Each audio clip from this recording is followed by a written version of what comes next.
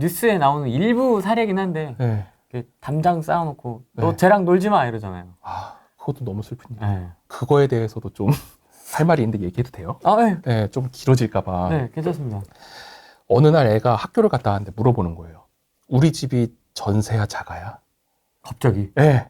와, 초등학교 1학년 때거든요. 근데 저는 전세랑 자가의 개념까지는 그렇게 세게 가리키진 않았거든요. 그냥 그런 계약 형태가 있어 정도만 알려주지.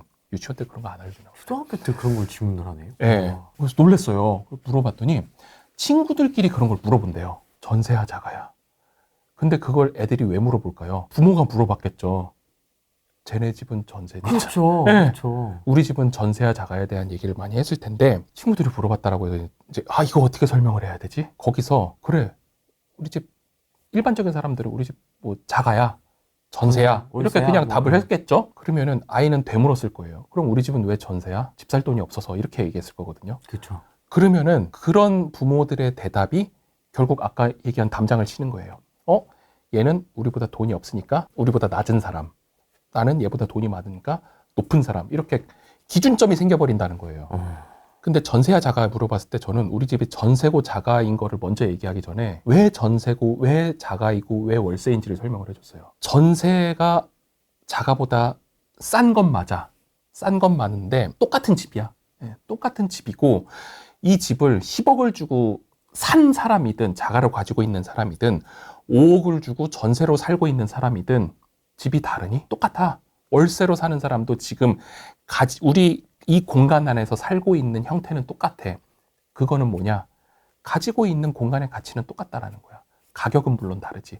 가치는 똑같아. 근데 이 사람들은 전세를 선택하고 누구는 월세를 생각하고 누구는 자가를 선택한 이유는 중요시하는 가치관이 전혀 다르기 때문이야 라고 얘기를 해줘야 되는 거예요. 그러니까 자가는 이 집을 가지고 있음으로 인해서 미래에 이 집이 오를 것이다 라는 것의 가치를 갖고 내가 지금 사용할 수 있는 공간의 현재 가치, 거기에 미래 가치를 더해서 요 가격을 내고 있는 거고, 전세를 사는 사람은 그 미래 가치는 없다고 생각하는 거야. 그 대신 절반 가격으로 이 집을 똑같이 사용을 할 수 있어.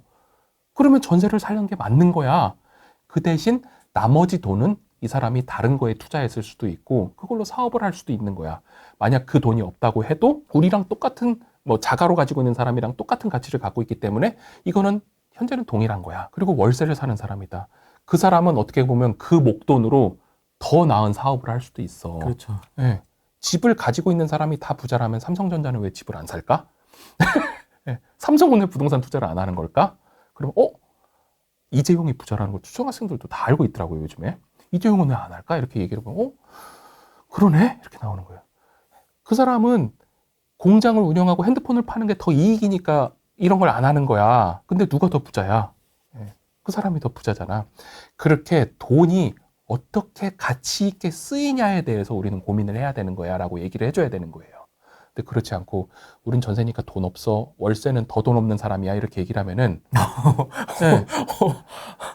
근데 진짜 부모들이 그렇게 얘기를 한다니까요. 그러니까 그렇게 얘기하면 진짜 답이 안 나온다. 네, 그러면은 아이들끼리 담장을 치기 시작하는 거예요. 그게 아님에도 불구하고.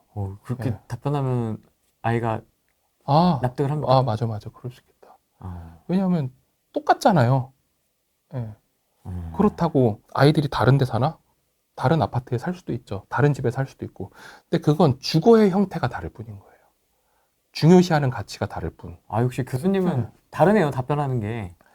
그 트랩에 그래요? 딱 걸리지 않네요. 그래?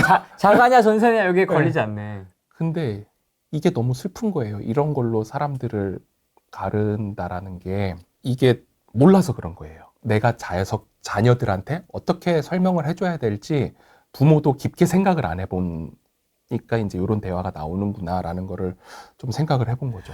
이거 진짜 미리 준비해야 되겠다. 초등학교 네. 1학년 때부터 그런 질문 하면 맞아요. 생각 안 해놨으면 네. 덥석 물어버리면 또 네. 우리 집은 전세야, 그럼 우리 집은 월세야. 아이는 슬픈 거야. 우리 집은 돈이 없어. 네. 그러면 돈 열심히 벌어야지 이런 생각을 할 건데 어떻게 버는지 모르겠는 거예요. 얘는 경제도 모르는데. 이제 내 집 마련까지의 네. 그 브릿지를 놔주셔야 될 거 아닙니까?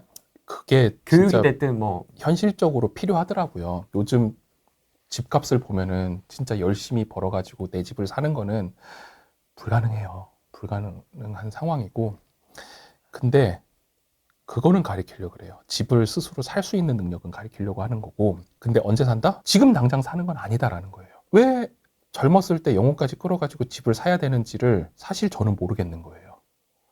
근데 그것도 막 내 직장에 가까운 것도 아니에요.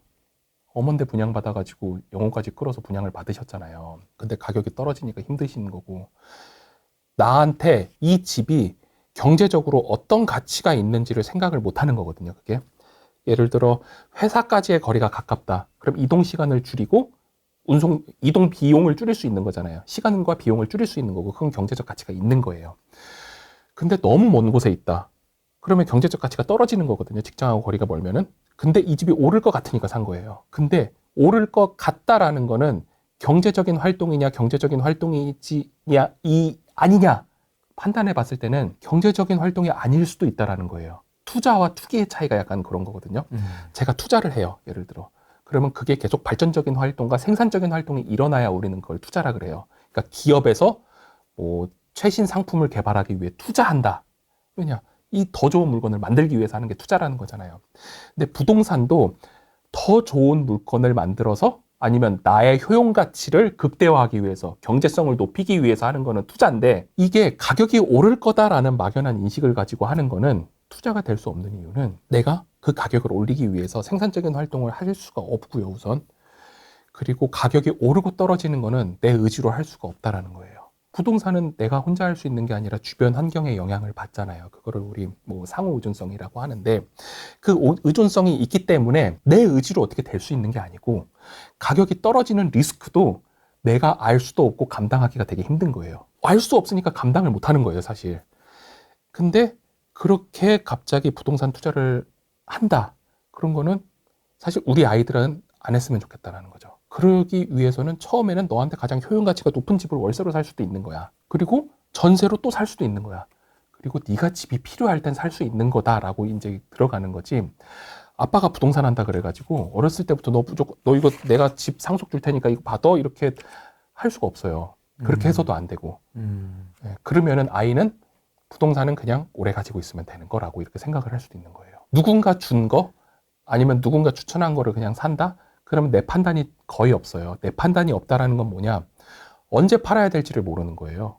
사는 거야 할 수 있죠. 근데 사는 거는 돈이 안 돼요. 팔아야 투자거든요. 근데 사람들은 사는 걸 투자라고 생각을 해요. 항상 효용 가치를 가장 따지고 거기에 맞는 부동산을 사고, 그게 가장 떨어졌을 때 넌 그걸 떨어지기 전에 팔아야 된다라는 게 투자의 기본이기 때문에 그런 시각을 좀 가르치려고 하는 거죠. 아이들한테도 다. 첫째 아들이 네. 한 30살, 뭐 32, 뭐 이렇게 됐습니다, 이제. 네. 혼기가 다 차서. 네. 신혼집을 구해야 돼요. 아, 구해야죠. 아버지가 돈 좀 있는 걸 알아.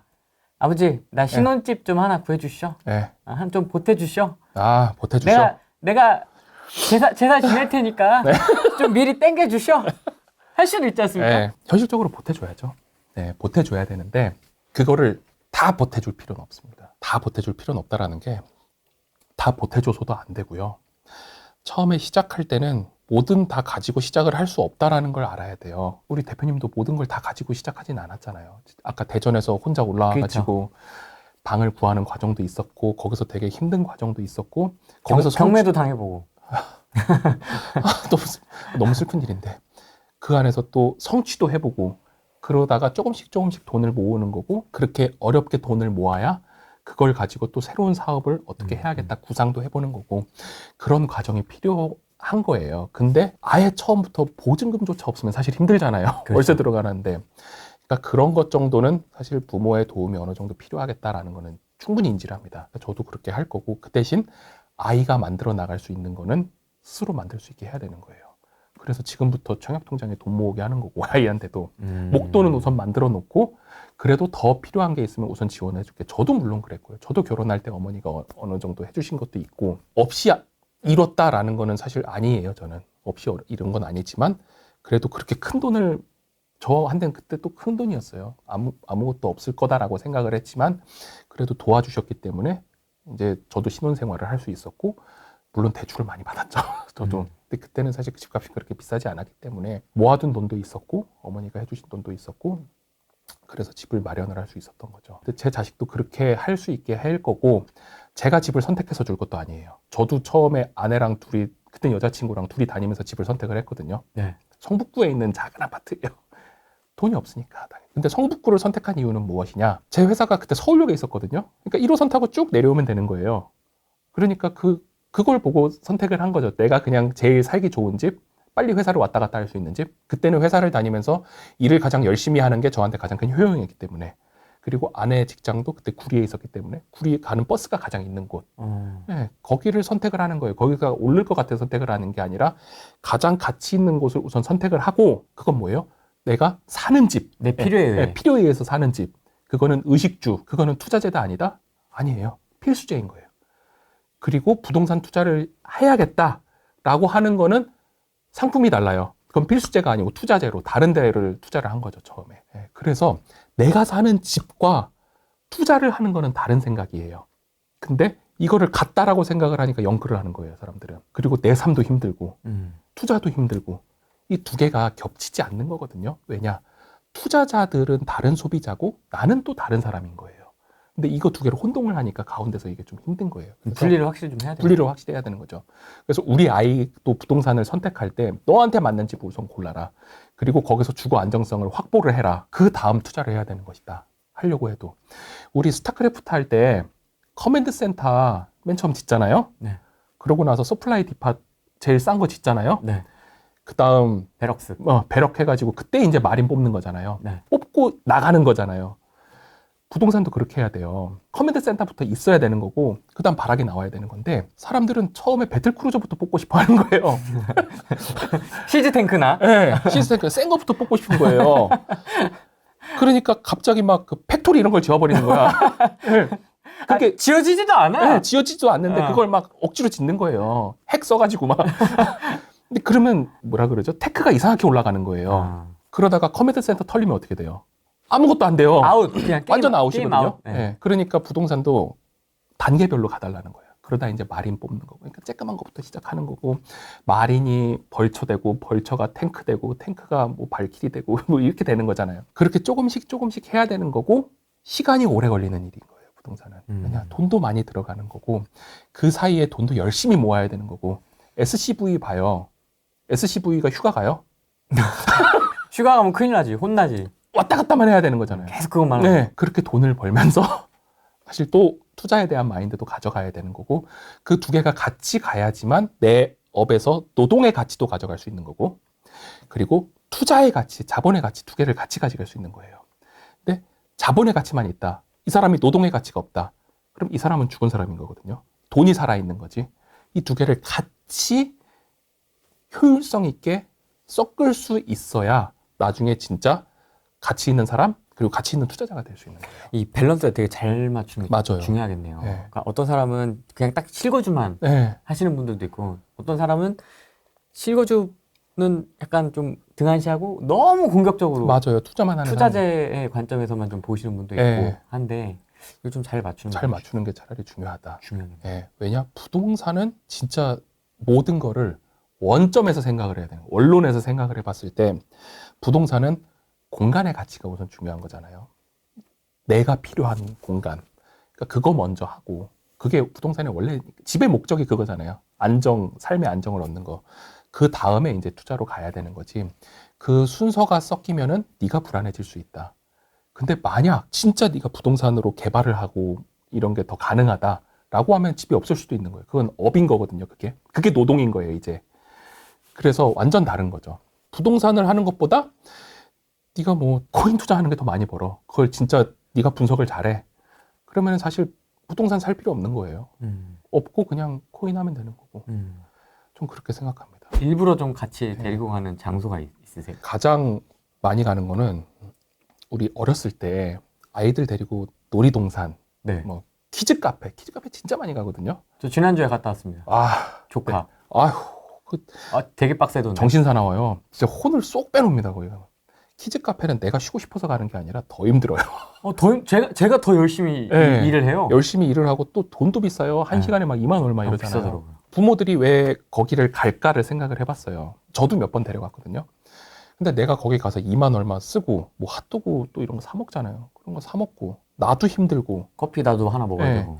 얘는 여기서 뭘 배울까? 배우는 게 생각보다 없는 거예요. 물론 거기서 뭐 미끄럼틀 타고 즐겁겠지만 뭘 배울까? 단순히 흥미를 배우는 거거든요. 그러면 이것보다는 좀 더 전략을 해보자. 사실 그 돈이 너무 아까운 거예요. 조금 더 생산적인 거. 네, 조금 더 생산적인 걸 해보자. 너 뭐 좋아해? 기차 막 좋아하는 거 옛날에 어렸을 때 다 기차 좋아하잖아요. 그래서 그때는 신도림 살 때인데 그래? 그럼 우리 기차 보러 가자. 그럼 너무 좋아하죠. 신도림역에 앉아 있는 거예요. 그냥 플랫폼에 들어가가지고. 애기 또 공짜잖아요. 어차피 그때 애기 때는. 그럼 거기 들어가서 앉아 있는 거예요. 그럼 기차가 막 지나가잖아요. 5분마다 한 대씩, 5분이 뭐예요? 더 일찍 지나가죠. 그쵸, 지하철도 신도림은 지나가고. 그렇죠. 예. 그럼 그걸 앉아가지고 보는 거예요. 근데 보면은 이게 KTX인지 뭐 ITX인지 새마을호인지 무궁화호인지 뭐 지하철인지 그게 어디로 가는 건지 이게 있잖아요. 그럼 그거에 대해서 얘기를 하는 거예요. 뭐 이렇게 그리고 어디로 가는 지하철이고 저 사람들은 어디로 가고 KTX는 어디로 가고 이런 걸 얘기해 주면은 그냥 들어요. 아무렇지도 않게 들어요. 이 기차가 보고. 그러고 시간이 좀 가요. 그러면 타볼래? 너무 좋아하죠. 우리야 지하철 타는 거 재미없잖아요. 근데 애기들은 너무너무 좋아해요. 그러면 지하철 타고 조금씩 간 거예요. 처음에 뭐 용산까지 갔다가 그 다음 서울역까지 갔다가 네, 신도림에서 서울역까지 갔다가 그 다음으로 가면 안 돼요. 지하로 들어가면 아이들이 힘들어합니다. 볼 게 없으니까. 근데 그 한강다리 건너는 게 너무 재밌는 거예요, 애들은. 그렇게 이제 타고 다니다가 이제 색깔 구분을 하기 시작하는 거예요. 조금 환승역 같은 데 가서 이제 파란 지하철, 뭐 빨간 지하철, 초록색 지하철 이런 걸로 한 번씩 오늘은 초록색 타보자. 그래서 다니는 거예요. 조금씩 다니기 시작을 했죠. 그러면은 이제 아이들도 궁금해요. 이 밖에 뭐가 있을까? 궁금하기보다 배가 고파해요. 그 정도 가면 이제 1시간 지나고 2시간 지나니까 아이들도 배고프고 간식 먹어야 되잖아요. 그럼 내려요. 내려서 그 지하철역 주변에 가면 항상 뭐든 있잖아요. 배고프면 이제 우리 먹거리, 김천. 김밥천국. 네, 비싼 거 사줄 필요 없어요. 아이들 좋아하지도 않아. 김밥천국. 그런 데 가서 뭐 국수 먹고. 아니면은 뭐 핫도그집. 떡볶이집. 네, 떡볶이집. 그런 데 가가지고 먹으면서 또 그 지역을 보는 거예요. 그 지역을 보고 이제 더 발전이 됐을 때 이제 기차를 타기 시작하는 거예요. 기차도 종류별로 다 타봐야죠. KTX를 타고 광명까지밖에 안 가요. 한 15분? 네, 한 15분 타요. 어쨌든 타봤잖아요. 타보고 나서 광명에서 또 광명 지하철역까지 가는 내량짜리 또 지하철이 있거든요. 그럼 또 그 내량짜리 타봐요. 그러면 이거는 왜 내량일까? 량이라는 것도 4칸일까? 다른 거는 10칸인데 왜 이건 4칸일까? 그거에 대해서 또 대화를 하는 거예요. 뭐 승객수가 적으니까. 당연한 거거든요. 승객수가 적다라는 건 그만큼 기차가 다녔을 때 경제성이 안 나온다는 거잖아요. 그러니까 4칸이 돼 있는 거고. 그럼 얘가 나중에 우리가 기차역에 뚫려요. 일반적으로 부동산 투자를 하는 사람이 기차역에 뚫린다라면 뭐라고 생각해요? 집값이 오르겠지라고 생각을 하는 거예요. 그게 부동산 주입식 교육인 거예요. 역세권이면 무조건 좋다. 집값이 오르겠지? 근데 진짜 경제를 보는 눈이 있는 사람들은 그래서 사람이 몇 명이나 탈 거야? 이 사람들이 지하철을 타는 것보다 버스를 타면 더 효용이 높을까? 이렇게 비교를 하면서 생각을 한다는 거죠. 그러면은 여기 뚫리는 게 과연 진짜 그 주변의 지가 상승을 반영을 할 수 있는 것이냐? 그거를 혼자 스스로 고민을 할 수 있다는 거예요. 그 정도까지 생각을 하고 예, 그렇게 하고 데리고 다니는 하세요? 거예요. 예. 그래서 예를 들어 경의중앙선을 타고 더 멀리 가기도 해요. 경의중앙선은 또 멀리 가잖아요. 또 지상이고. 멀리 간 다음에 돌아올 때는 버스를 타보기도 해요. 예, 경기도 그 어디에 동탄까지도 내려간 다음에 버스를 타보기도 해요. 빨간 거. 예. 근데 경기도 막 밑으로 내려가죠. 남양주 내려가고 이러잖아요. 2층 버스도 있어요. 얼마나 재밌는데요. 예. 그러면은 우리가 지하철 타고 온 시간, 버스 타고 가는 시간을 체크해 보는 거예요. 버스 정류장이 어디 있는지. 그러면은 지하철역에서 바로 내려가지고 버스 정류장이 바로 옆에 있진 않아요. 중간에 큰 아파트 단지들이 있다고요. 그런데 아파트 단지 다니면서 노는 거예요. 조금씩 놀고 놀이터에도 지나가고 거기서 중간에 밥도 먹고 이러면 애들 너무 재밌잖아요. 그러고 버스 정류장에 가요. 그럼 버스 타고 와. 그러면은 나도 그 지역을 알 수 있고 아기도 그거에 대한 거를 인식을 조금씩 해요. 뭐가 좋은 건지, 뭐가 더 편한지. 근데 그런 교육을 조금씩 시키다 보면은 얘도 어른이 됐을 때 그런 생각을 충분히 할 거라는 거죠. 근데 이런 교육이 없으면 부동산 투자할 때 조금 세상을 진짜 입체적으로 경제적으로 보지 못하는 거예요. 주말에 저도 어쨌든 투자를 했으니까 네. 임장을 나가야 되잖아요. 네. 근데 애들을 놓고 나갈 수 없잖아요. 그러니까 애를 바리바리 업고 나가는 거예요. 네, 앞시트하고 그래서 앞시트하고 유모차 밀고 이제 다니는 거죠. 지하철 타고 가기도 하고 차 타고 가기도 하고 가요. 가면 이제 아내도 있고 저도 있고 이제 네 가족이서 그때는 셋째는 없었으니까 아파트 단지에 가요. 아파트 단지에 가서 새로운 놀이터를 보여주는 거예요. 아까 키즈카페 가는 돈이 너무 아깝다라고 했잖아요. 근데 요즘 아파트 가보면은 놀이터가 너무 좋아요. 이렇게 모래밭도 아니잖아요. 네, 요새는 모래밭도 막 이렇게 아니고. 모래탕 같은 거. 네, 이렇게 모래탕 같은 푹신푹신한. 거 있고 뭐 그 뭐냐 애들 이렇게 쭉 떨어지는 거 짚라인도 있고 심지어 워터파크 있는 데도 있잖아요. 맞습니다. 네, 가는 거예요. 가서 처음에 공인중개사를 가요. 가서 이제 얘기를 듣는 거죠. 그 전에 물론 다 공부를 하고 가야 되고 그분들도 그냥 막 브리핑해주고 하는 분들은 아니니까 저도 충분히 공부를 하고 이 지역에 투자를 할까 말까 고민이 될 때는 공인중개사 결국 가야 돼요. 현장을 봐야 되거든요. 가서 집만 보는 게 아니라 환경을 같이 봐야 되니까 얘기도 듣고 혹시 제가 모르는 것도 있을 수 있잖아요. 얘기를 들어야 되는데 아이들하고 같이 가는 거예요. 왜 가느냐? 아이들이 잠깐 쉬어야 돼요. 하다못해 분유도 먹여야 되고 좀 미안하지만 기저귀도 갈아야 되고 근데 그거 막 아무 데서나 할 수는 없잖아요. 그러니까 이제 공인중개사 사무실에서 면담도 하면서 이제 분유도 먹고 죄송합니다. 분유도 먹이고 진짜 그랬어요. 분유도 먹이고 애기 분유 먹이면서 저희 집 계약도 하고 막 이랬어요. 와. 네, 근데 그렇게 하면서 공인중개사 사무실을 주말마다 가는 거예요. 주말마다 가고 애들 공인중개사 사무실에서 재밌겠어요? 재미없을 것 같아요. 재미없죠. 근데 처음에 그 사장님들이 너무 이뻐해 그런 거. 애기 오면 너무 이뻐해요. 이쁨 받다가 이제 브리핑 받고 아내랑 이제 아이들은 놀이터 가는 거예요. 놀이터 가서 놀고, 예, 저는 사장님하고 얘기하고, 그리고 뭐 둘러볼 수 있으면 다 같이 집도 가서 보고. 근데 다른 집 보는 거를 아이들이 또 재밌어 해요, 또. 예, 집 보는 거 재밌잖아요. 또 재밌어 하고, 놀이터에서도 놀고. 그래서 공인중개사를 어렸을 때부터 계속 다녔죠. 그래서 뭐 하는 데인지 알아요. 집 소개시켜주는 데다. 그리고 거기에 들어가는 거에 대해서 거부감이 없어요. 그리고 내가 집을 살 때만 가야 되는 게 아니라는 걸 아는 거예요, 애들은. 아, 그거 중요하다. 예. 근데 어른들이 돼서 사람들은 언제 가느냐? 집을 사야 될 때만 가요. 딱 필요한 지역에 거기 딱 가서 집 한 번 보고 5분 만에 계약. 비교를 하지 않거든요. 그렇죠. 얘기도 안 들어봐요. 그냥 들어가서 좋으면 사는 거예요. 근데 이게 진짜 맞는 부동산 선택 방법일까? 그거는 옳지 않을 수 있다는 거예요. 모든 건 다 비교를 해봐야 되는 건데. 그래서 모델하우스도 똑같아요. 모델하우스를 어떻게 데려갔느냐, 우리 아이들을. 처음에 모델하우스 들어가면 너무 재밌어요. 그 미니어처 같은 거 만들어 놓잖아요. 아파트 이렇게 모형도. 네, 모형 있고 거기 불 막 들어와 있고 밑에 자동차 쬐끄맣게 있고 얼마나 예뻐요. 되게 갖고 싶어 하거든요. 처음에 그런 거 보는 거예요. 그런 거 보고 집도 막 다녀요. 집도 너무 예쁘잖아요. 그럼 아이들 막 뛰어다니고 침대에도 가서 좀 앉아보고 이런 거 하니까 너무너무 좋아해요. 어른들은 어떨 것 같아요? 똑같아요. 아이들하고 똑같습니다. 너무너무 좋아해요. 와, 이 집 너무 좋다. 이 집 너무 좋다. 그럼 이제 분양대 행사에서 나오셔가지고 지금 빨리 사야 된다. 줍줍 몇 개 안 남았다고. 회사 보유분 특별 분양 빨리 받으셔야 된다고. 이거 사장님 안 하시면 다음 이거 전화 들어오라면서 막 전화 받고 이렇게 하잖아요. 그러면은 어른들도 그냥 계약해요. 아이하고 똑같다라는 거예요. 근데 아이들이 모델하우스를 여러 번 가기 시작하고 모델하우스 안에서도 설명을 해줘야 되는 거예요. 작은 글씨로 써 있어요. 이거는 전시용 상품이고 어쩌고저쩌고. DP 네, 상품입니다. DP용이고 써있죠. 그런 것도 써 있고 이거는 옵션 상품입니다. 이런 것도 있어요. 그리고 여기 천장을 본다. 그럼 천장 엄청 높고 조명이 엄청 많거든요. 모델하우스들은. 이 점선까지가 실제 천장입니다. 이런 것도 있어요. 맞습니다. 네, 그런 것도 있고 침대에 앉아봤잖아요. 누워봐. 살짝 누워봐. 누워보면 좁아요. 가구가 조금씩 작거든요. 그거는. 그렇죠. 네, 집을 넓게 만들려고. 그리고 창문 밖에가 뭐로 돼 있어요? 다 막 멋진 풍경. 멋진 풍경이 다 이제 불 들어와 있고 이러잖아요. 저게 진짜일까? 항상 그 작은 거를 보면서 아이한테 물어보는 게 이게 진짜일까? 이거는 왜 작을까?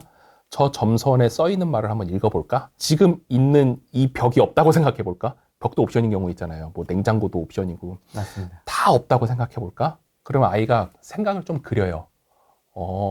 없으면 이게 이 신발장하고 드레스룸이 같이 없어지니까 막 이렇게 여기가 넓겠네 막 생각을 하고 나서 데려가요. 어딜 데려가느냐? 현장을. 왜냐? 부동산은 우리 휴대폰 같은 거는 이게 딱 휴대폰 하나 있으면은 좋잖아요. 그러면은 어딜 가도 좋아요. 이 핸드폰은. 근데 부동산은 안에 있는 집이 좋아요. 신축이고 너무 예뻐. 근데 부동산은 부동이잖아요. 못 움직이잖아요. 그러니까 이 주변에 뭐가 있느냐에 따라서 이게 좋고 나쁨이 갈린다라는 거예요. 아무리 오래된 아파트라도 강남에 있으면은 좋은 이유는 주변 환경이 그만큼 받쳐주기 때문이라는 거죠. 주변 인프라도 좋고. 근데 모델하우스에서는 주변 환경을 볼 수가 없어요. 그러니까 현장을 항상 가야 되는 거죠. 그래서 현장에 가서 그 모델하우스의 마음을 가지고 현장을 보면은 아무것도 없네. 일단 그 현장 자체는 터프하게 하고 네. 있어가지고 아무것도 없을 수도 있고 그 주변은- 주변을 보는 거죠. 이제 주변이 주변을 이제 데리고 다니면 보이지 이제. 예, 현실이 보이지. 예, 현실이 보입니다. 내가 여기서 살면 평지 같았는데 약간 이런 느낌도 오고 역세권이라 더블 역세권이라 그랬는데 이 역도 저 역도 아니네. 약간 이런 것도 보이고 뭐 옆에가 다 재개발된다 그랬는데 아니네 이런 것도 보이는 거예요. 그리고 뭐 GTX가 뚫린다 그랬는데 GTX까지 가려니까 하루 종일 가야겠네. 예, 그런 게 보이는 거죠. 그래서 모델하우스 갔을 때도 아이들도 이제 그걸 아는 거예요. 어디든 다 똑같아요. 모델하우스 여러 군데 다녀보면 어디든 다 좋아요. 진짜 좋은 게 무엇이냐? 주변을 봐야 된다라는 거죠. 그런 거를 계속 교육을 시키는 거죠. 근데 이게 가서 이거 봐, 이렇게 해야 돼 이게 아니라 여러 번 다니면서 끝나고 바로 우리 현장 가자 이게 아니라 배고프면 밥 먹는 거예요, 그냥. 그 근처 가서. 네, 근처 가서 현장 근처 가서 밥 먹는 거예요. 먹으면서 보는 거예요. 먹고 우리 소화시켜야 되잖아요. 걸어. 네, 그냥 걷는 거예요. 걷는 거 힘들어 하잖아요. 킥보드 차에 실려 있어요. 네. 자전거도 싣고 다녀요, 그냥. 싣고 다니고 밖에서 놀 수 있는 거 배드민턴 같은 것도 있고 그럼 거기 가서 치는 거예요, 주변 가가지고. 그래서 아빠들이 SUV를 사는 겁니까? 네, 카니발이나? 네, 필요합니다. 어. 저는 그런 차 안 살 줄 알았어요. 다자녀 네, 맞죠? 아들이 셋이에요. 아들 셋, 국가유공자 요즘 기준으로. 그냥 애국자 정도. 네, 애국자. 나라를 사랑하는. 네. 요새 이제 거의 네. 유공자급이라서 네. 연금이 나와야 됩니다. 이 정도면 셋이나 되기 때문에. 네, 표창장 같은 거 참 주시면 제가 달려가서 받을 수 있는데 셋이고 지금 제일 큰 아들이 초등학교 11살. 11살이죠. 4학년. 4학년이고 막내가 1살. 1살 이제 막 나온 지 이제 120일 정도 됐네요. 네. 그런 상황이고 언제부터 이 교육을 좀 해야 됩니까? 경제 교육이라는 게 교육이라고 생각하면은 너무 힘들어요.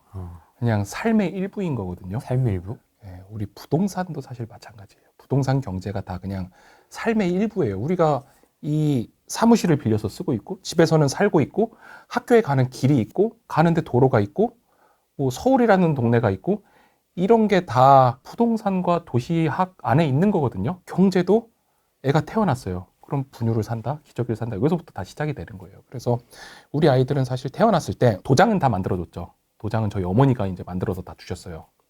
손자들. 도장 왜 만들어요? 동장 만들어야죠. 물론 서명으로도 할 수 있는데 서명으로 하죠. 네, 제가 없으면 그러면 도장 찍어야 되는 거거든요. 그래서 도장으로 어머니가 그 만들어 주신 걸로 처음에 은행에 가서 통장을 만들었죠. 애가 쬐금할 때 왜 만들었느냐? 애기 태어나면 또 용돈 얼마씩 주잖아요. 그거 넣어줘야죠, 처음부터 다. 그래서 처음 통장 만들러 또 은행 가시면요, 뭐 출산 축하 이래가지고 10,000원인가 20,000원 통장에 넣어줘요 또.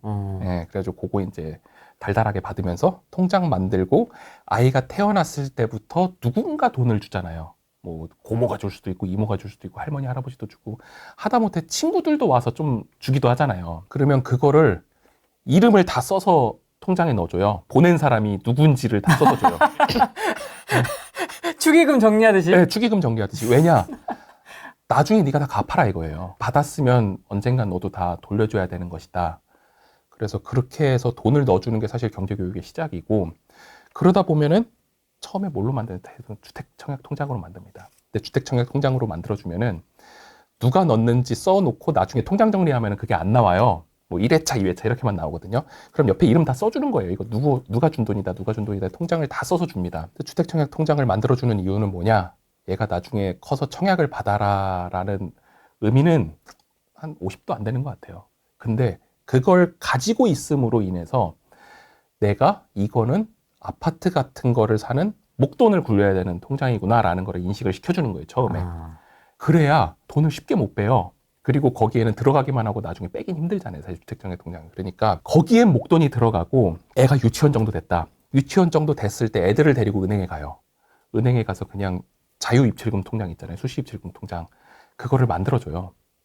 그래서 거기에는 내가 뭐 할아버지 할머니한테 예를 들어 10만 원을 받았어요. 그럼 9만 원은 주택청약으로 가고 뭐 10만 원, 2만 원은 거기로 들어가는 거예요. 왜냐? 비상시에 얘도 써야 되니까. 그리고 그 통장에서 이제 초등학생이 됐으니까 핸드폰 요금이 거기서 나가거든요. 그러니까 네가 소비하는 거에 대해서는 네가 책임질 수 있는 범위 안에서만 하라는 거예요. 근데 그게 목돈이 있다고 그게 다 네가 책임질 수 있는 게 아니라 그거를 쪼개야 된다라는 거예요. 목돈은 네가 나중에 미래를 위해서 가지고 있어야 되는 거고, 적은 돈은 지금 발생할 수 있는 소비에 대한 문제를 해결할 수 있게 써야 된다. 그렇게 통장이 두 개로 나눠져 있는 거예요. 그래서 용돈을 받았다. 그러면 자기 지갑에 맨 처음 모아요. 지갑에 모으고 요건 수시 입출금 갈 거, 요거는 주택청약 갈 거 해가지고 같이 가서 이제 저금을 하죠. 근데 은행 처음에 데려가면은 애들이 무서워해요. 왜요? 신기해하는 게 아니고요? 네, 무서워하더라고요. 번쩍번쩍 하잖아요. 근데 그 경직된 분위기 있잖아요. 아, 조용하고. 네, 앞에 그 청원 경찰만 있고 이런 걸 되게 경직돼 하는데 쭈뼛쭈뼛해도 그냥 이렇게 해가지고 내게 해요. 그럼 뭐 이거 쓰지도 못할 거예요. 처음에 유치원생이 뭘 쓰겠어요. 그러면은 이제 옆에 앉아가지고 쓰는 걸 보게 하는 거예요. 하다못해 자기 이름이라도 쓰게 하면 쓰거든요. 그렇게 해서 이제 그 은행원 분들한테 통장도 만들고 이런 교육을 시켜야 돼요. 그리고 계속 은행에 데려가야 됩니다. 원래 옛날 어른들이 얘기하잖아요. 은행 문이 원래 닳도록 밟고 다녀야 부자 된다고. 우선 돈을 운용하는 능력을 알아야 되는 거거든요. 투자 상품을 제일 편하게 만날 수 있는 것도 은행이에요. 그리고 은행에 돈을 넣는 행위는 뭘 뜻하느냐? 내가 돈을 모으기 위해서는 노력이 필요하다라는 거를 가르쳐 주는 거예요. 근데 요즘엔 어때요? 월급이 다 알아서 통장으로 들어오잖아요. 네. 내가 모으고자 하는 노력이 없어도 자동으로 모아져요. 그러면은 이게 힘들다라는 거를 인식을 못하고 그냥 소비를 해버리는 거예요. 그러니까 모으는 게 힘들다라는 걸 우선 알려줘야 얘가 소비에 대해서 어려움도 알고 책임도 지는 거거든요. 네, 그렇게 교육을 해야 돼요. 첫째 아들은 초등학생이니까 이제 네. 대화가 좀 되지 않습니까? 네. 자연스러운 대화가. 그럼 평상시에 좀 어떤 이야기를 나누세요? 경제 교육과 관련돼서는? 경제교육 관련해가지고 제가 뭐 교수고 이러기 때문에 무조건 뭘 가르치겠다. 앉아봐라. 네, 앉아봐라. 너, 이거 수요 공급 곡선 알아? 막 이러면서 네가 지우개를 200원에 사면은 이게 공급이 얼마고 이렇게 절대 안 가르쳐요. 이렇게 가르치면은 숨 막힌다. 네, 숨 막혀요. 그래서 선생님이 자식 못 가르친다, 중이 제 머리 못 깎는다는 얘기가 나오는 것 같아요. 근데 저도 그거를 하면 안 되겠다 싶어가지고 애들 만나면은 그냥 하루에 있었던 일 얘기해요. 오늘 맨날 하는 얘기, 오늘 뭐 먹었니? 애들이 뭐 배웠는지보다 뭐 먹었는지가 중요해요. 학교에서 뭐가 나왔어. 그러면 또 뭐 학교에서 무슨 일이 있었냐? 뭐 배웠냐는 진짜 안 물어보는 것 같아요. 그러면은 오늘은 뭐 선생님이 뭘 틀어줬어? 무슨 일이 있었어? 뭐 학교 갔다 오는데 뭐 떡볶이집이 있었어. 떡볶이를 사 먹었어. 되게 사소한 대화거든요. 그때 이제 하나를 캐치를 해야 되는 거예요. 얘 일상 안에서 뭐 배웠니는 얘 일상 중에 되게 작은 부분이에요. 근데 얘가 오늘 흥미 있었다라고 얘기하는 것 중에 하나를 캐치를 해가지고 오늘 뭐 떡볶이 트럭 아저씨가 와가지고 떡볶이를 먹었어? 라고 하면 그래, 그럼 오늘 떡볶이 트럭 얘기 한번 해볼까? 이렇게 들어가는 것도 아니고 떡볶이 트럭이 얼마야? 그러면은 2,000원이야. 그러면 진짜? 그럼 맛은 어때? 그러면 많이 줘? 많이 줘. 다른 떡볶이집보다 많이 줘. 그러면 떡볶이 트럭은 왜 더 많이 줄까? 그러면 아이가 이제 생각을 하는 거예요.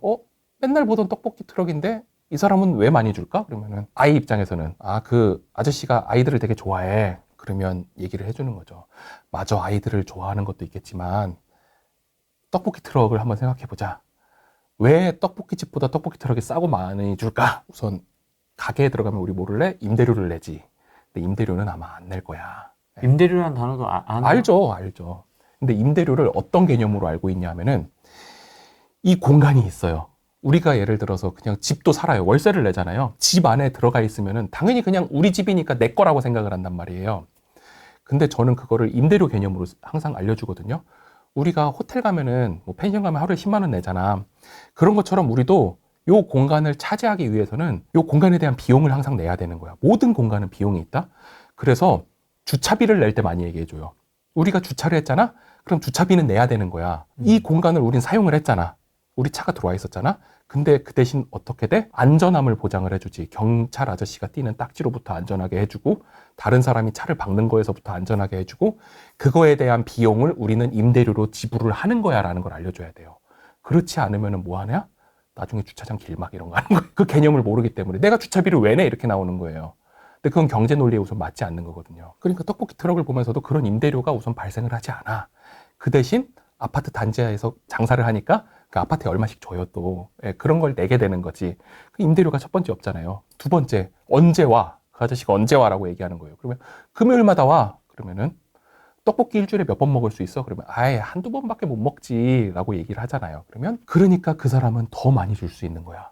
월화수목금토일을 장소를 다 바꾸기 때문에 이 장소 하나에서 장사를 하면은 사람들이 일주일에 한 번 온단 말이에요. 근데 장소를 7번 옮기면은 7번 장소에서 사람들이 다 일주일에 한 번씩 오는 거예요. 그렇죠. 그러니까 매일매일 팔아먹을 수 있는 거야.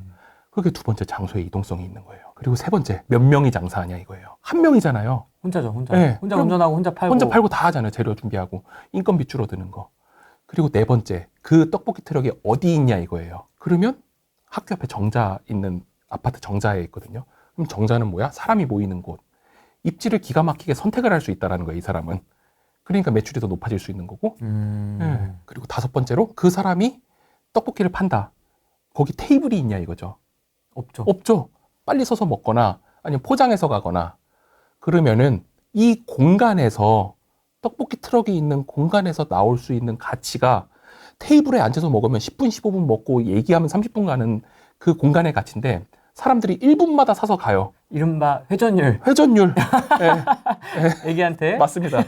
그러니까 가능 매상고가 높고, 예. 아이들한테 이제 이런 전문적인 단어 안 알려주죠. 가능 매상고가 높고, 매출이 높고, 회전율이 센 거예요, 이 집은. 그리고 객단가가 낮지만 그만큼 회전율이 높으니까. 근데 회전율이 높은 지역을 또 찾아갈 수 있는 거. 이런 거를 하나하나씩 아이들한테 질문을 하면서 알려주는 거예요. 그럼 아이가 이게 바로 부동산이고 경제구나 이렇게 생각할 것 같죠? 아니에요. 못 알아들어요. 그렇게 알아듣는 아이는 영재 말고 일단 나가는 아이고 일반적인 아이는 못 알아듣는 게 정상입니다.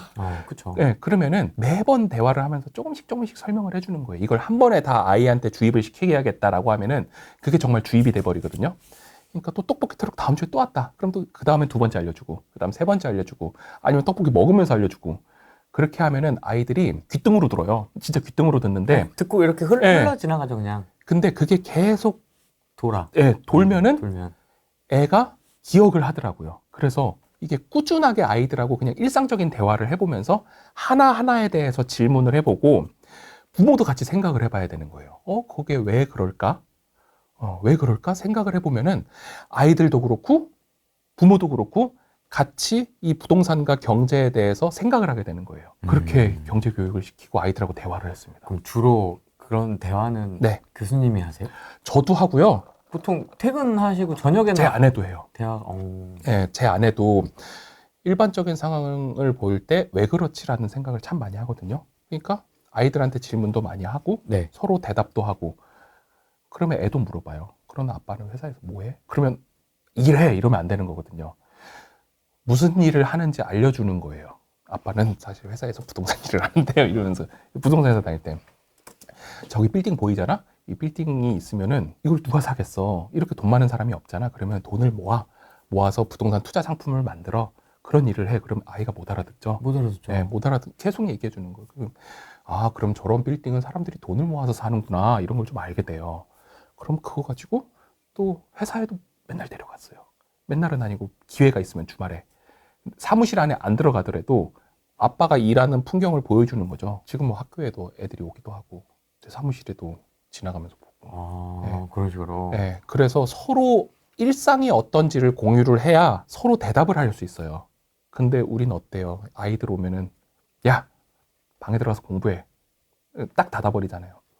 딱 닫아버리는 순간 그 아이가 보는 세상 그리고 내가 보는 세상 달라지기 시작하고 대화가 단절이 되는 거예요. 대화가 중요하군요. 대화가. 네, 진짜 대화가 중요한 것 같습니다. 쉽지 않, 이렇게 피곤하잖아요. 일하고 와서 막 되게 피곤하잖아요. 너무 피곤해요.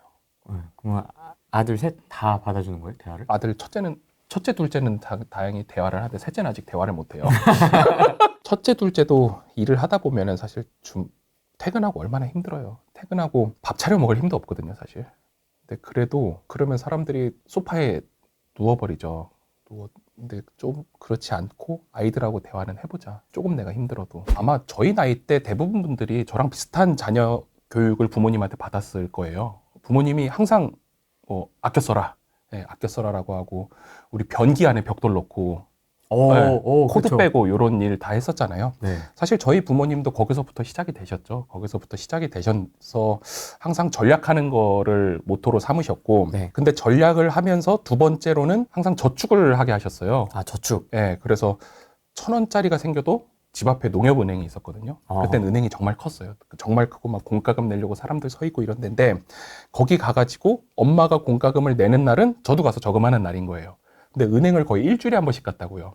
왜냐면 그때는 월급도 아버지가 노란 봉투에 이렇게 노란 현금으로 가져오잖아요. 그럼 그것도 넣어야 되고 하니까 가스비도 내, 전기료도 내 이럴 때마다 가가지고 1,000원씩, 2,000원씩 계속 저금을 한 거죠. 그러니까 기본적으로 우리 전략하는 습관 배우고 저축하는 습관을 배운 거예요. 거기 두 개까지 배우고 여기까지가 아마 일반적인 분들이실 거예요. 그렇죠. 아마 저축까지도 안 오시는 분들도 계시겠지만 이제 세 번째로 좀 발전이 된 게 맨날 내가 하다 보니까 나는 돈도 못 쓰고 애들은 그 100원짜리 뽑기 이거 돌리는 거 많이 하잖아요. 네. 그게 너무 하고 싶은 거예요. 그래가지고 유치원 때 그걸 한번 돌렸어요. 재밌는 거예요. 그래서 어머니한테 한번 얘기를 했죠. 어머니가 그때 또 뭘 하고 계셨느냐. 집에서 예전에는 부업이라는 거 많이 했어요. 부업. 그러니까 뭐 샤프 조립하는 거, 박스 접는 거, 우리 그 예전에 영화 기생충 보면은 피자 박스 박스. 접잖아요. 그런 일을 저희 집에서 했었거든요. 부끄러운 과거지만 그때는 뭐 그런 게 흔한 일이었으니까. 네. 그래서 박스 접는 엄마한테 얘기를 했더니 그래 그래라 이렇게 해가지고 한 번 뽑고 두 번째 또 갔어요. 원하는 게 안 나와서. 근데 또 갔는데 또 이상한 게 나온 거야. 그래서 엄마한테 가서 얘기를 했지. 내가 이게 100원 가지고 뽑긴 했는데 또 이런 이상한 인형이 나왔어. 그랬더니 어머니가 이제 그때 얘기를 하시는 거예요. 네가 이거 100원 쓰려면 엄마가 지금 이 박스를 몇 개 접어야 되는지 아니? 몰라요. 그랬더니 한 개 접는데 그때 13원인가 뭐 이렇게 준다고 하더라고요. 그러니까 내가 한 8, 9개를 접어야 이 100원이라는 가치가 하나 생기는데 엄마가 이거를 접는데 몇 분 걸리는지 한번 봐라 이러는 거예요.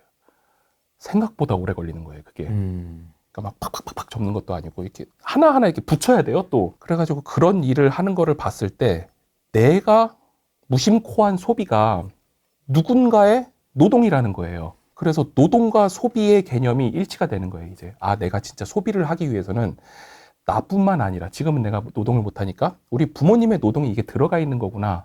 내가 쓰면 쓸수록 누군가는 이게 일로 들어간다라는 거죠. 그래서 노동의 가치를 배우고 난 이후부터는 사실 돈을 못 쓰게 됐어요. 저금을 계속 많이 했죠.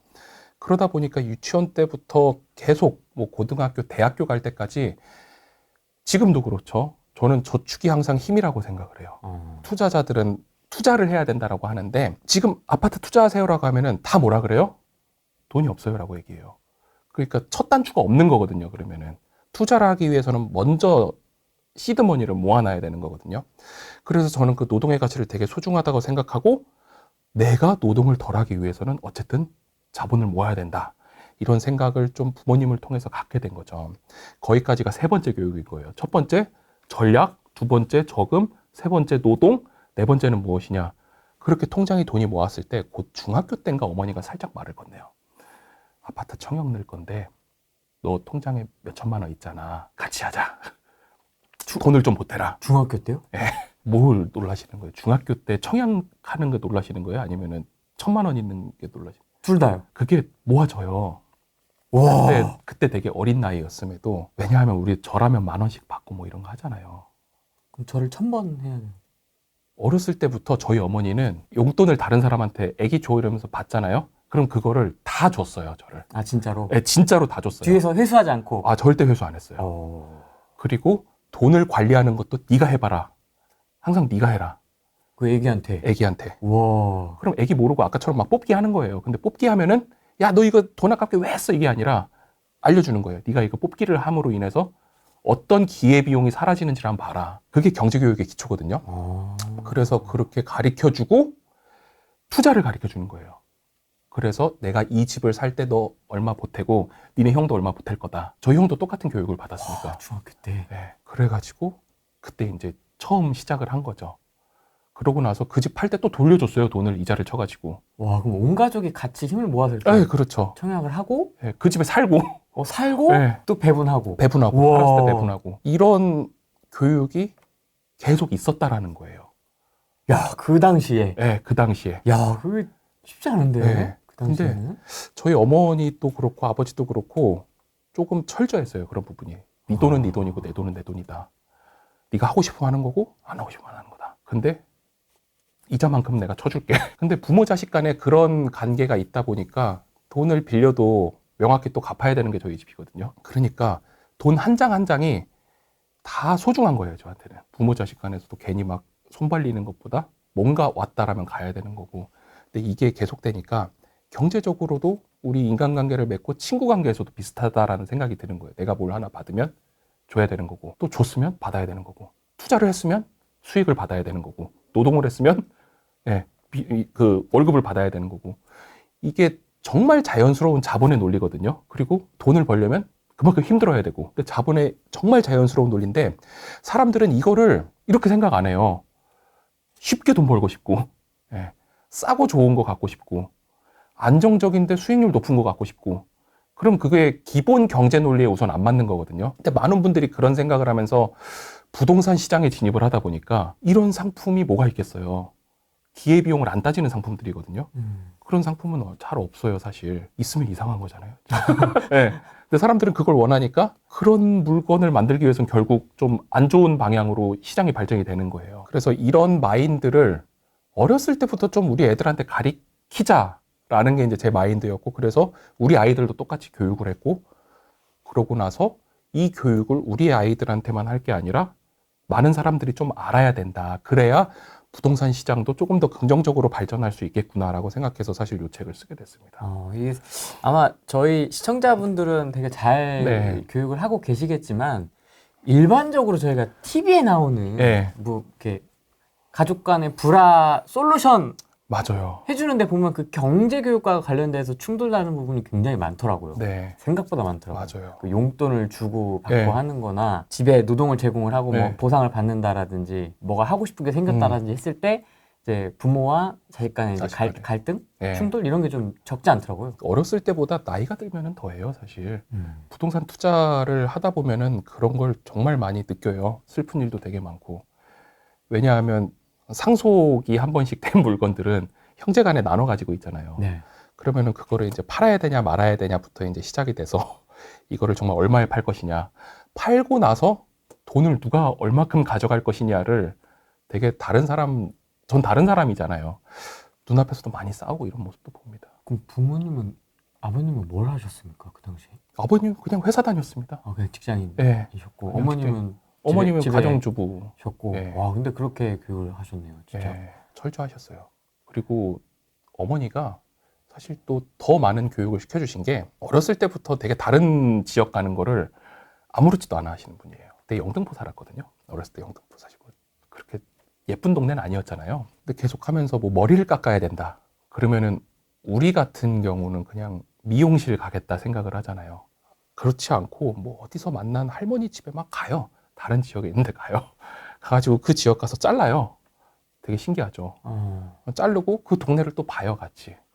그런 일도 하고. 시장도 항상 같이 다니고. 근데 시장 같이 다녔을 때도 여기 옛날에 뭐가 있었는지를 항상 설명을 해주는 거예요.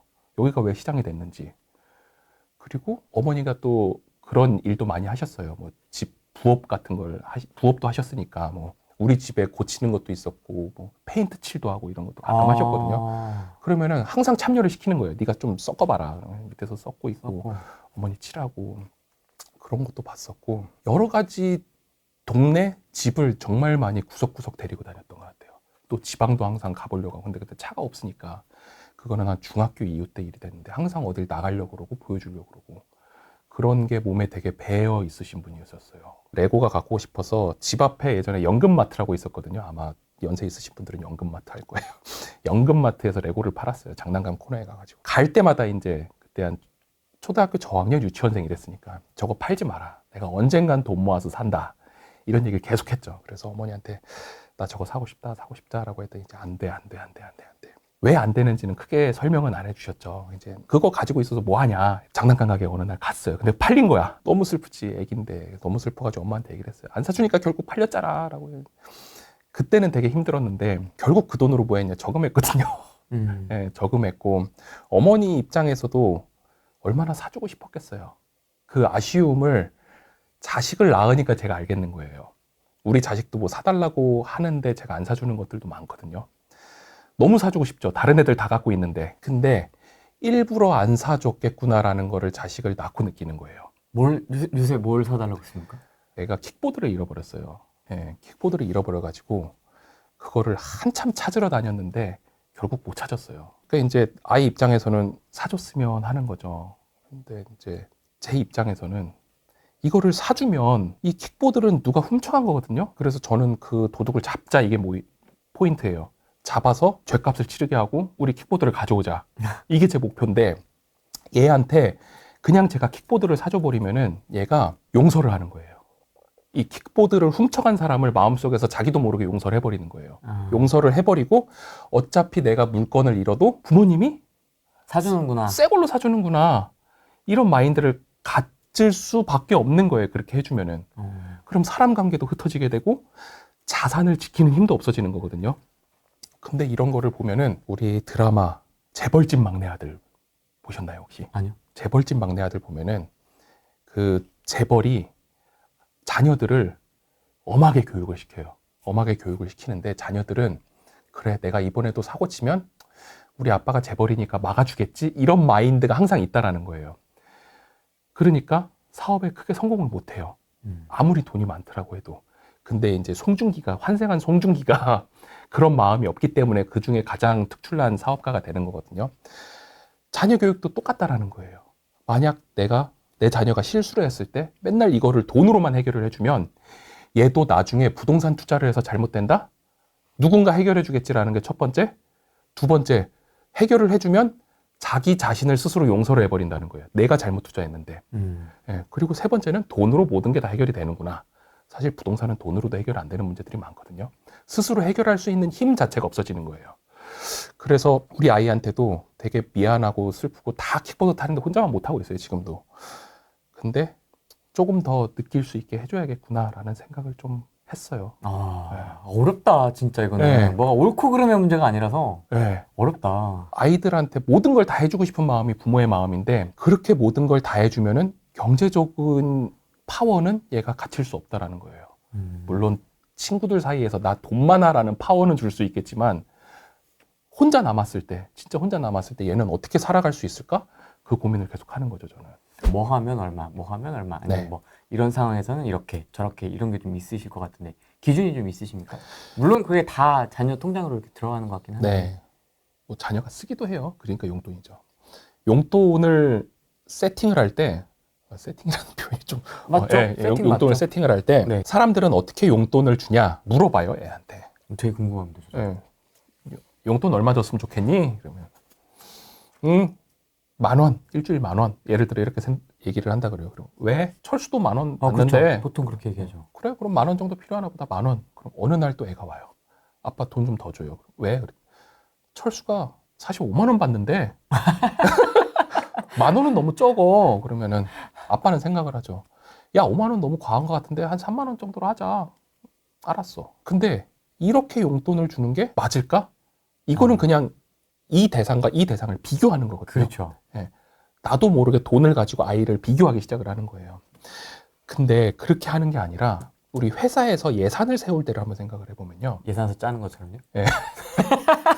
회사에서 지금쯤이면 예산 다 거의 끝났겠네요. 11월이면 추석 지나면 시작하니까 거의 끝나.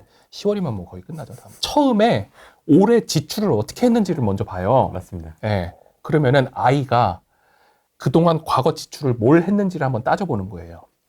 너 일주일 있으면 일주일 동안 돈을 어떻게 쓰니? 그러면은 내가 학용품 1,000원짜리 샀고 뭐 어디 현장학습 가는데 과자 1,000원 사 먹었고 애들이랑 뭐 떡볶이 2,000원 사 먹었고 음료수 1,000원 사 먹었어. 한 5,000원 들었네? 이렇게 얘기를 할 수 있어요. 그러면은 그래, 일주일 정도 5,000원 들어?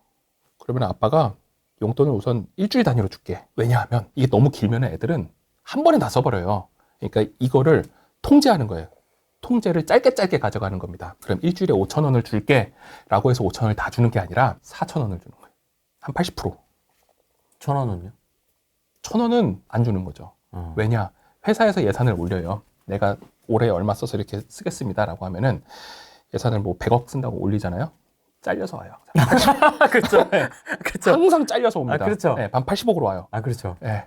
그러면은 고민을 하는 거예요. 이 80억 가지고 어떻게 살까 내년에. 일반적인 사람이라면은 그래 내가 영업이익을 더 높이고 수익을 더 내가지고 더 받아야겠다 이 생각을 하거든요. 일 못하는 사람은 기획팀하고 친해져가지고 전용 받아야겠다 이 생각을 하는 거예요.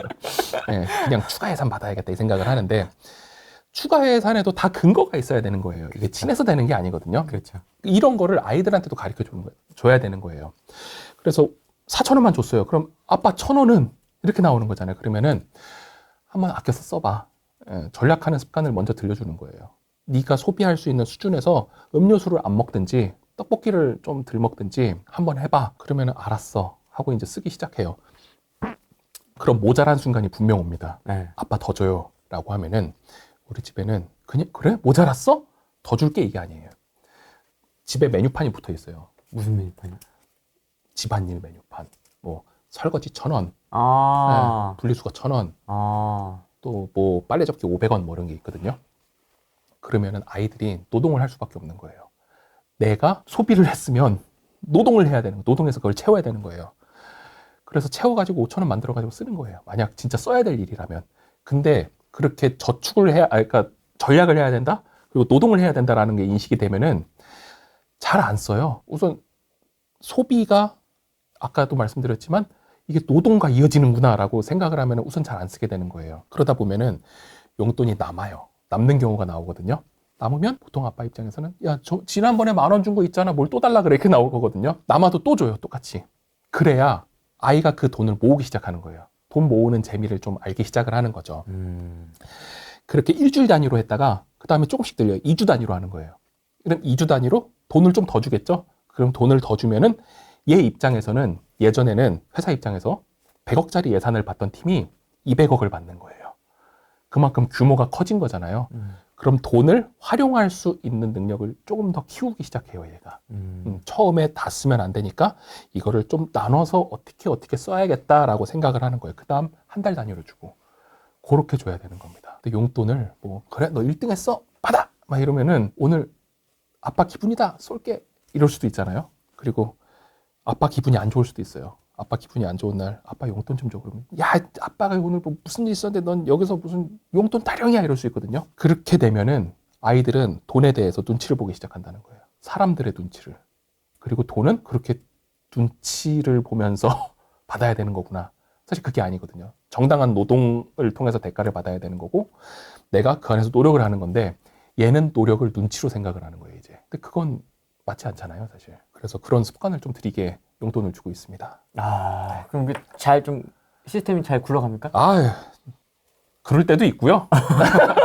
안 그럴 때도 있어요. 여기서 저희 집은 무조건 이렇게 다 굴러갑니다 이렇게 하는 거는 아이를 키워보신 분들은 아실 겁니다. 돌발 상황이라도 잘 안 된다라는 걸. 네, 근데 아이한테 이렇게 앞으로 가자라고 하면은 아이는 이렇게 사방팔방으로 가요. 사방팔방으로 갈 때 제가 이렇게 해야겠다라는 마인드가 있으면은 아이가 이렇게 가면은 다시 이렇게 데려다 놓고 또 이렇게 가면 여기 데려다 놓고 이렇게 해서 조금씩 직선을 맞춰가는 거예요. 이렇게 예, 해서 이렇게 해서 이렇게 위로 맞춰가는 거지. 이렇게 다 튀어갑니다. 아이들은 튀어가는 게 당연해요. 예, 근데 거기서 이 직선에 세워야겠다는 부모의 마음이 없으면 같이 튀고 있을 거거든요. 그러니까 우리 튀는 아이들을 조금씩 그렇게 갖다 놓는. 예, 그렇게 하시고 그게 시간도 걸리고 네. 되게 마음처럼 잘 되지 않으실 거예요. 그래서 대화도 많이 해야 되는 거고 시간도 좀 더 보내야 되는 거고 공감대가 좀 있어야 되는 거긴 합니다. 100점을 맞았다라고 했을 때 사람들은 1등하면 뭐 사줄게 라고 얘기를 해요. 100점 맞으면 뭐 사줄게. 그러면은 아이 입장에서는 100점 맞아서 뭘 받아야지 라고 생각을 한단 말이에요. 근데 아까 제가 얘기한 거를 보면 조금 달라요. 네가 노력을 한다면 아빠가 뭘 해줄 수 있어. 그러니까 노력이 중요하다라는 거예요. 그 100점을 맞는 게 중요한 게 아니라 그 노력하는 과정이 네가 하는 목표와 맞아 떨어졌다라면 그리고 노력을 열심히 하면 그게 또 맞아 떨어지잖아요. 그게 맞아 떨어지는 거를 아빠가 보면은 그거에 대해서 그래 해줄 수 있어. 근데 매번 해주진 않을 거야. 네가 노력하는 거를 그렇게 보여주니까만 하는 거지. 그렇게 약간 교육을 하기도 하죠. 근데 사람들은 1등하면 뭐 사줄게 라고 하면은 그 보상이 없어졌을 때 1등을 안 한다라는 거예요. 애들이 되게 비슷해요. 시험 점수를 잘 맞으니까 공부를 하거든요. 어린이들은 그 과정의 노력의 개념이 아니라. 그러면 성인이 돼서 아이들이 책을 안 봐요. 실제로 출판 시장을 보면요 거의 70, 80%가 제가 듣기로는 70, 80%가 학습지 시장이에요. 예. 학습지 시장이고 성인이 됐을 때 독서를 안 하는 거거든요. 그게 우리나라의 정말 재밌는 특성이에요. 근데 공부는 평생 해야 되는 거예요. 그 과정이 평생 있어야 되는 거고 그 경제나 부동산에 대한 것도 평생 배워야 되는 거예요. 왜냐? 매번 바뀌니까. 우리의 학생들은 학생 때 공부를 하고 그 시험 점수라는 보상이 없어지면은 더 이상 공부를 할 필요가 없는 거예요. 그러니까 이런 좀 독서에 대해서 등한시하고 공부도 안 하게 되고 이런 일들이 좀 벌어지는 거거든요. 근데 다행히 요즘에 보면은 그런 현상이 나아지고 있어요. 나아지고 있죠. 뭐 대학원에 오시는 분들도 계시고 거기서 더 공부하시는 분들도 계시고 그런데 조금씩 바뀌어가는 과정인 것 같아요. 그렇게 사람들도 과정에 대해서 중시하고 내가 이걸로 얻을 수 있는 게 점수가 아니라 혹은 자격증이 아니라 뭔가 내 삶의 가치를 끌어낼 수 있는 공부들이 있구나 이거를 조금씩 배우고 있는 것 같습니다. 그래서 제 아이도 그렇게 할 수 있는 힘을 좀 길러주려고 하는 거예요. 그 어떤 성적이나 결과 자체보다 네, 결과가 아니라 네 과정을 보여라 나한테 약간 그런 걸 안내를 하는 거죠. 우리는 이 사회 현상에 대해서 생각할 수 있도록 가르쳐야 돼요. 근데 우리는 뭐다? 쪽집게로만 가르쳐요. 네, A 하면 바로 답 나오게. 근데 생각을 해보면 어제 수능이었잖아요. 네. 수능 만점자들이 항상 하는 얘기가 있어요. 무슨 얘기? 어떻게 만점을 맞았냐라고 하면은 저 대치동에서 쪽집게 가위 받았습니다라고 한 사람 아무도 없어요. 내 생활 패턴을 유지하면서 교과서 위주로 공부했다라고 매년 똑같은 얘기가 나오거든요. 신기하게도. 네, 신기하게도. 근데 그 사람들 보면은 진짜 그런 것 같아요. 그건 무엇이냐? 기본기가 탄탄하다라는 거예요. 기본기가 탄탄하고 작년인가 재작년인가 이런 인터뷰도 있더라고 만점자한테 뭐 킬러 문항에 대해서 어떻게 해결을 했느냐, 극복을 했냐. 네. 그러니까 일반적인 사람들은 킬러 문항에 꽂혀 있는 거예요. 이거 무조건 나 맞아야지. 근데 그 사람 인터뷰가 진짜 제가 기억에 남았던 게 킬러 문항 같은 거는 신경 안 썼는데요. 이러는 거예요. 네. 남들은 그 킬러라는 마케팅 키워드에 꽂혀가지고 거기에 막 공부를 쏟아부을 때 이 사람은 그냥 기본기를 다져간 거예요. 그 사람한테는 킬러가 없었던 거 아닐까요? 공부를 잘해서? 그 사람이 진짜 킬러네. 근데 결국 그렇다라는 거예요. 투자도 그렇고 경제도 그렇고 우리가 부동산을 본다? 좋은 부동산이 무엇이냐? 라고 생각했을 때 쪽집게로 답을 되게 원해요. 역세권이다. 이거 사? 이렇게. 예, 역세권이다. 아니면 뭐 학세권이다. 요즘엔 뭐 슬세권이다. 다세권이다. 스세권이다. 숫세권이다. 정답이 보이는 거잖아요. 그리고 요즘에는 얼죽신이다. 뭐 얼어 죽어도 신축을 사야 된다. 근데 얼어 죽어도 신축이라는 게 그 신축이 시골에 있으면 조금 다른 얘기거든요. 네. 생각할 수 있는 힘이 없기 때문에 그런 것들이 계속 나오는 거예요. 사람들은 쪽집게로 원하는데 진짜 내가 투자를 잘하려면 경제적으로 효용을 얻으려면 이게 진짜 가치가 있는지 생각하는 거를 힘을 길러야 되는 거예요. 수능 만점자가 교과서 위주로 공부해서 이 문제가 어떻게 변형이 돼도 생각할 수 있는 힘이 있으면 풀 수 있듯이 부동산도 시대에 따라서 입지나 조건은 다 바뀌어요. 사람들이 원하는 수요도 계속 바뀌고요. 근데 바뀌었을 때 뭐가 가치 있는 부동산인지를 알기 위해서는 그걸 생각할 수 있는 힘이 필요한 거예요. 그 힘은 어렸을 때부터 계속 알려줘야 되는 거고. 게임은 해야 돼요. 지금도 네, 지금도 합니다. 로블록스 되게 좋아하고요. 네. 예, 요즘 뭐 브롤스타즈 이런 것도 많이 하더라고요. 어. 게임은 해야 된다라고 생각을 합니다. 네. 근데 게임을 왜 해야 되는지에 대해서도 설명을 해줘야 되는 거예요. 애는 재밌으니까 당연히 해야지라고 생각을 하는데 엄마 아빠가 봤을 때 게임이 무엇냐에 대해서도 인지를 시켜줘야 되는 겁니다. 왜 너를 시키는지 그리고 왜 오래 하면 안 되는지 그거를 설명을 해줘야 되는데 뭐 일반적인 사람들은 야 공부해야지 그거 게임할 시간이 있어 이거 하면 바보 돼 약간 이럴 수도 있거든요. 근데 게임은 무조건 필요해요. 그게 그 어린이들 사이의 트렌드인 거예요. 해야 되는 거거든요. 우리가 어렸을 때 스타 했듯이 스타 안 하면은 같이 놀 수가 없잖아요. 그러니까 그렇죠.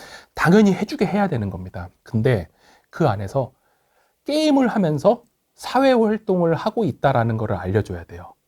로블록스 안에서도 막 친구끼리 팀을 맺고 통화하면서 게임하고 요새 이렇게 네. 대화를 하더라고요. 대화를 하잖아요. 저희 때는 채팅 있지 않습니까? 네, 채팅도 하고 막 그게 사회 활동이라는 거를 조금 알려줘야 돼요. 안 그러면 이제 키보드 워리어 되는 거예요. 그리고 친구들끼리 같이 하는 자리를 되게 많이 만들어줘요. 제 아내가. 네, 모여서 하게 하고 우리 집에 모여서 하게 하고 그게 엄마로서 좀 힘든 일이거든요.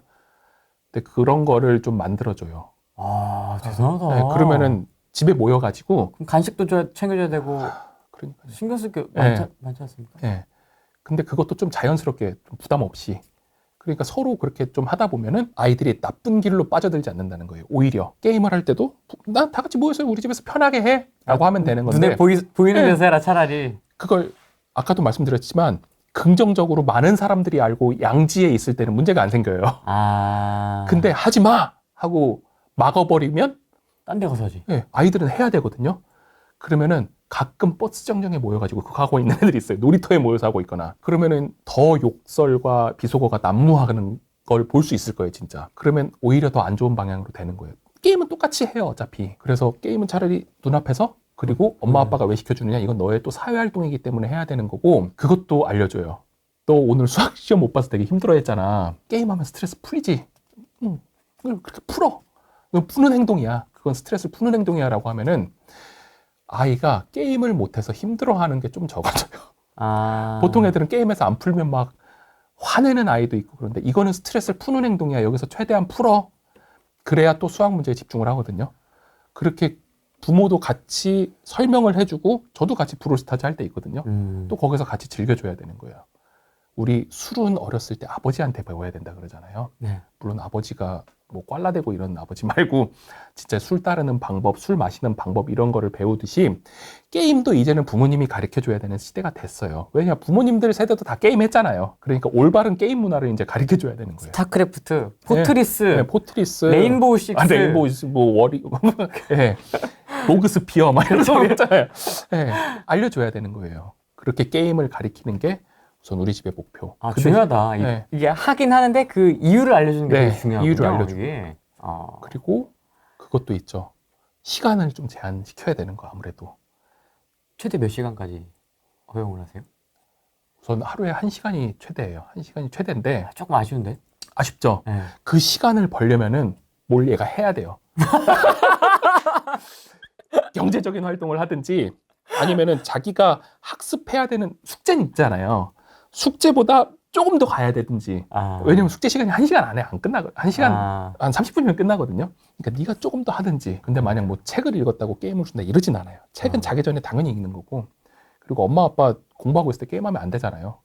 그땐 자연스럽게 꺼요. 아니면 엄마 아빠가 뭐 요즘은 그래도 4학년 1학년이 있으니까 막내 이제 셋째는 좀 데리고 나가야 될 때가 있잖아요. 찡찡거릴 땐 바깥바람 한번 쐬야 되잖아요. 그럴 땐 그래 둘이 게임하면서 좀 풀어.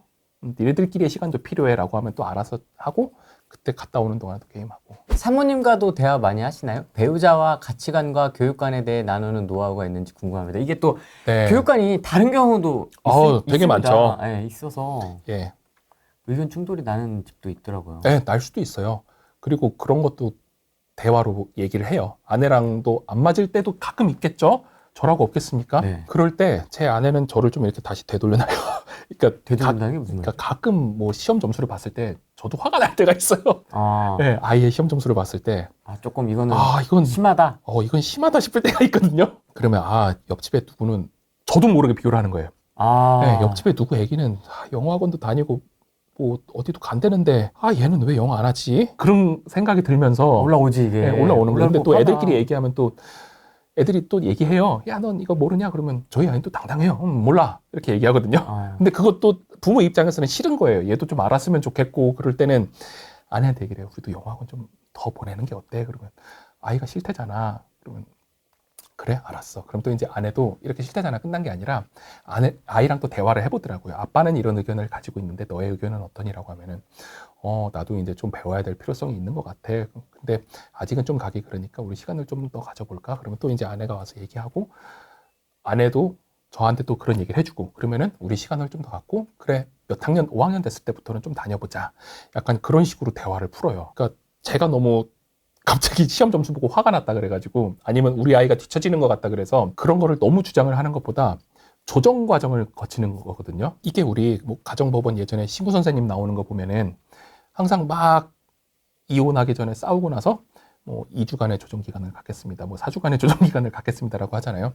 그 안에서 조금씩 풀어보라는 거예요. 조금씩. 대화도 똑같죠. 너무 한 번에 답을 내리려고 하지 말고 계속 풀어가는 과정을 가지고 있다 보면은 대화를 충분히 하게 되고 거기서 가치관이 안 맞으면 맞춰가게 되는 거고 또 이미 계약했는데 맞춰야지 어떡하겠어요. 교수님이 맞추실 것 같은데 성격상? 아내도 저 많이 맞춰줘요. 그래요? 자녀가 어떤 삶의 태도를 가지고 어떤 인생관으로 좀 삶을 살아나가기를 원하시나요? 우리 아이가 어떤 가치관으로 살았으면 좋겠느냐. 네. 우리 아이가 그래도 자기가 하는 자기의 전문 분야는 좀 가지고 있었으면 좋겠어요. 그리고 전문 분야에서 내가 정말 잘한다라는 가치를 가지고 있었으면 좋겠다는 거예요. 그러니까 전문 분야라 그래서 얘가 의사 되고 변호사 되고 판사 되고 원하는 게 아니라 제가 부동산을 함에 있어서 저는 사실 이제 부동산에서 전문가가 되어 그래도 어느 정도는 전문성을 가지고 있다라고 생각을 하거든요. 전문성을 가지고 있어요. 근데 나의 가치로 수많은 사람들을 봤을 때 나의 가치는 또 뭐가 있을까? 이런 고민을 하는 거예요. 그러다 보면은 나는 좀 더 다르게 부동산을 가리켜 봐야겠다. 다르게 접근을 해봐야겠다. 이런 파생적인 생각을 또 하는 거거든요. 우리 아이도 사실 이런 가치를 가졌으면 좋겠어요. 자기가 어떤 일을 하고 싶어. 네. 그럼 그 일에서는 가장 잘하는 사람이 되었으면 좋겠고, 근데 우리가 시험 점수처럼 가장 높은 점수를 받는 사람이 아니라 다른 생각을 할 수 있는 사람이었으면 좋겠다라는 거예요. 점수로 되면은 경쟁을 해야 돼요, 결국. 이 사람하고 경쟁을 해야 되고 이 사람이 또 시험을 또 노력해야 되고 이러거든요. 근데 똑같은 전문 분야가 있지만 얘는 좀 더 다른 생각을 하는 사람이면은 자기만의 독보적인 가치를 가지고 있다라는 거예요. 우리 테슬라가 그렇잖아요. 예를 들어 테슬라를 봤을 때 다들 그냥 내연기관 자동차에 목숨을 걸고 거기서 더 기술을 개발할 때 그걸 따라가기보다는 아예 그냥 난 전기차만 생산할게 이렇게 됐잖아요. 조금 더 다른 길을 간 거거든요. 자동차라는 건 똑같아요. 근데 조금 생각을 다르게 할 수 있다라는 거, 그게 그 회사의 경쟁력인 거거든요. 그래서 우리 아이도 좀 그런 일론 머스크인가요? 네. 네, 그런 사람이 되었으면 좋겠지만 대통령과 친해지는. 트럼프랑 친해지는. 네. 둘째는 트럼프 되고. 네. 그랬으면 좋겠지만 그거는 이제 너무 큰 꿈이고 어쨌든 다른 생각을 좀 할 수 있는 사람이었으면 좋겠다. 네, 그게 아이들한테 바라는 점입니다. 항상 꼭 하고 싶은 얘기는 이 부동산을 보든 경제를 보든 사회 현상을 볼 때 모든 기준이 돈이 아니었으면 좋겠다라는 거예요. 아이가 유치원 때 이것도 한 얘기인데 네. 지금도 가끔 얘기해요. 이게 벤츠가 좋은 차냐, 뭐 BMW가 좋은 차냐, 그런 얘기를 물어보더라고요. 근데 그것도 전세냐 자가냐에 대해서 되게 똑같은 의미예요. 벤츠를 타는 사람은 단순히 돈이 많아서 타는 게 아니라 벤츠를 탐으로 인해서 사업적으로도 필요할 수가 있는 거고, 그렇죠. 네, 다른 필요 조건이 있기 때문이다. 아니면 그 사람은 우리가 먹는 거에 돈을 쓰는 것보다 더 좋은 자동차를 탐으로 인해서 얻는 행복이 더 크기 때문에 거기에 돈을 쓰는 것이다 라고 설명을 해주는 게 맞거든요.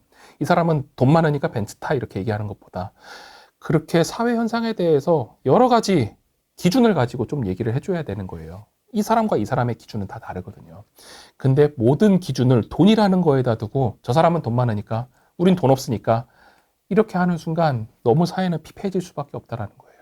그래서 그런 부분으로 자녀들하고 얘기를 할 때 나 혼자만의 기준 혹은 사회에서 정한 기준 이거 말고 이 사람은 진짜 이걸 왜 했을까? 이거는 왜 여기 쓸까? 이 사람은 이걸 왜 만들었을까? 이 사람은 이걸 왜 샀을까?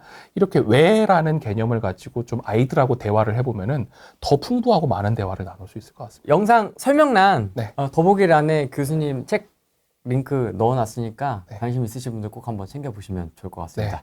오늘은 여기까지 하겠습니다. 고맙습니다. 네, 감사합니다.